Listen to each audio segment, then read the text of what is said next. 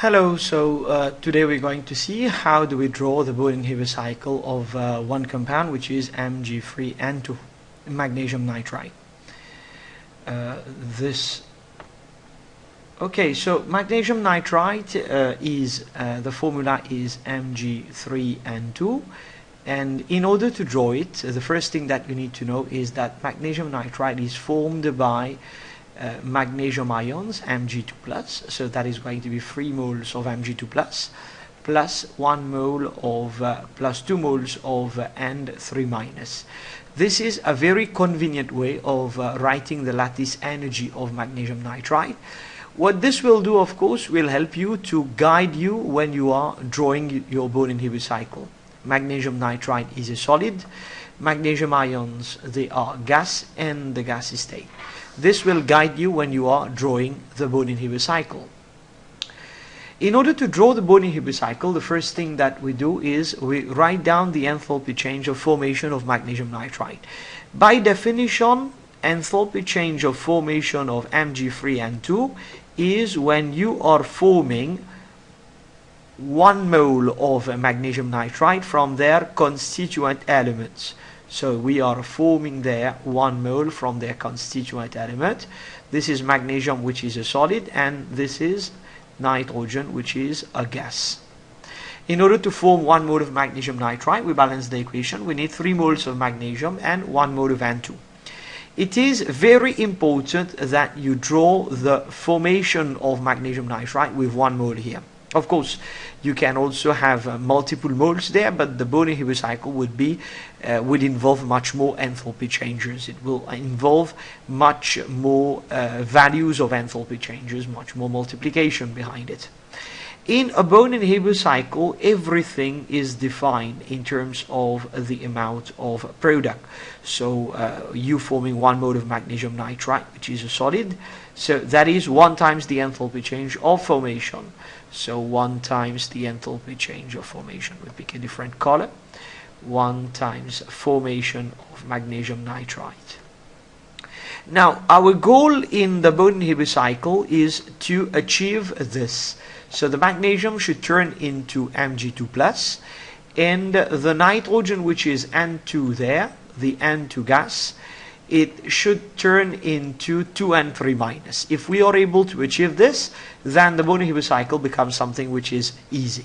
As I told you before, this is going to guide you when you are forming the Born-Haber cycle. So what do we do first? We turn the 3Mg solid into 3Mg gas. So turning this into 3Mg gas, that is 3Mg gas. This enthalpy change is known as atomization. As we're forming 3 moles there, so it's going to be 3 times the atomization of magnesium. 3 times atomization. The next the next thing that we do now is we turn the 3Mg into 3Mg2+, 3Mg2+ gas. And we're forming 3 moles there, so it's going to be again 3 times. But this time it's going to be 3 times. Now that involves 2 ionizations successively. The first and the second ionization. Let's try to draw this here. So Mg turning into Mg gas, turning into Mg plus gas. This is the first ionization energy. So first IE, ionization energy. Then Mg gas turning into Mg2+ gas. This is the second ionization, so second ionization energy. Turning now Mg into Mg2+ would definitely involve the sum of those two. So that is the sum of the first plus second ionization energy. So this is exactly what we have written on the other side. We have turned Mg gas into Mg2+. We've got 3 moles, so it is 3 times. Then it is going to be the sum of the first plus second ionization energy. What do we do next? Now we have already obtained the Mg2+ gas. That is the 3 moles of Mg2+. We've already obtained this. That is one part of the thing of the lattice diagram or the Born-Haber cycle that becomes correct there. We have already obtained 3Mg2+. The next now we're going to work with the N2. and we'll turn the N2 into 2N3 minus. This is what we're going to do. So up to now, nothing is happening about the N2. I put the N2 gas back there. Nothing is happening to them. I put the N2 gas back again there. You can see that I have the habits of placing the arrows beneath them. That is one way of doing it. You can be also placing the arrow beneath both of them. That is in the center there. In some old books you would see this. In some new books you would see that this has been placed directly beneath them. It is up to you to choose which method is better suited for you, but this is the way that I used to do it. And in this way I will come to know that I'm working with the Mg there, that I'm working with the Mg, that I'm not working with the N2. The next step now is to turn N2 into 2N gas. So this is 2 moles that we're making. So if it is 2 moles, then it has to be 2 times. And this is the vaporization of N2. So 2 times vaporization. Now nothing is happening about the Mg. So we're putting back the 3 moles of Mg2 plus back again there, which is gas. Now all these arrows that you're pointing up there, they are showing to you that these are actually endothermic process. So these are more or less endothermic process. So we're putting there an arrow pointing up. These are some endothermic processes. Now all these values there, they are endothermic values. Now turning 2N gas into what we need there 2N3 minus. Turning turning this into 2N3 minus, of course, involved an exothermic process. Now what we have there is an exothermic.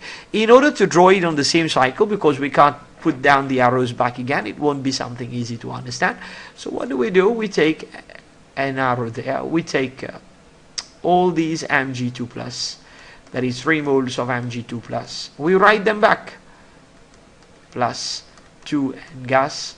We write them back here, and we turn the N into 2N3 minus. 2 moles of the product are there, so it's going to be, of course, 2 times. So 2 times, and let's darken this a bit. 2 times, and it involves now 3 ionization values. Let's talk about this. So that turns N into N gas into N minus, and turning the N minus into N2 minus. So you see successively we are adding electrons in the N into N3 minus. Each one involves the first electron affinity, that's the second electron affinity, and that would be the third electron affinities. Turning N into, of course, N3 minus, therefore would involve the sum of the first plus second plus third electron affinities. So this is exactly what we're doing. We're turning N into N3 minus, but it is 3 moles, so 3 times the first plus the second plus the third electron affinity, EA. Our goal now is more or less achieved in terms of the ions. If we go back and see there, 3 moles of Mg2 plus gas and 2 moles of N3 minus gas, we go back there, we see that we have achieved those 2. Voila, we've achieved those 2 there. Yes, we have achieved those 2. Now, if we have achieved them, what happened is we can turn them back into the lattice enthalpy. We can turn these 2 back into Mg3N2, and that one would be the lattice enthalpy of Mg3N2. Now, these processes that are moving down here, they are more or less exothermic process. So those that are moving down here, they are more or less exothermic processes. So these are negative. They are more or less exothermic processes. And those that are moving up there, they were endothermic. So we put a plus there. Positive. Right? Now, this is your starting material. So this was your starting material. And this is your product. One way to convert the starting material into the product is the formation. So what happened at the end is that you will have this. What happened at the end is that the formation of magnesium nitride would be equal to, this is one root according to the Hess cycle. So according to the Hess law, the enthalpy change of a reaction depends on the initial and the final state of the system, because it's a state function and is independent on the route that you're going to choose. So turning this into this is one route, and the other route would be the sum of what you can see there. So the formation value would be 3 times the atomization plus 3 times the first and second ionization energy, plus 3 times the vaporization, plus 2 times the first and second and third electron affinity, plus the lattice enthalpy. Usually in data booklet you are provided with some values there. You are provided in the data booklet, you are provided with the ionization energy value. You are also provided with the vaporization, but not directly. It's going to be, that is 2 times the vaporization, mistake there. 2 times the vaporization of N2. You are provided with the vaporization, not in the form of vaporization itself, but in the form of Born energy values. We'll see to it afterward how do we turn the Born energy values into the vaporization. You are not provided with the remaining things. The question will provide you, of course, the formation. Usually it is like this. And the question will provide you with the atomization, and you will be asked to, of course, you will be provided, of course, with the electron affinity. These are values that are not provided in the data booklet, but it will be provided by the question in the questionnaire paper, and you will be asked to calculate the lattice energy. Usually this is what we do, but of course we can have some modification. This is usually the case of calculating the lattice enthalpy of magnesium nitride using the Born-Haber cycle, using that diagram.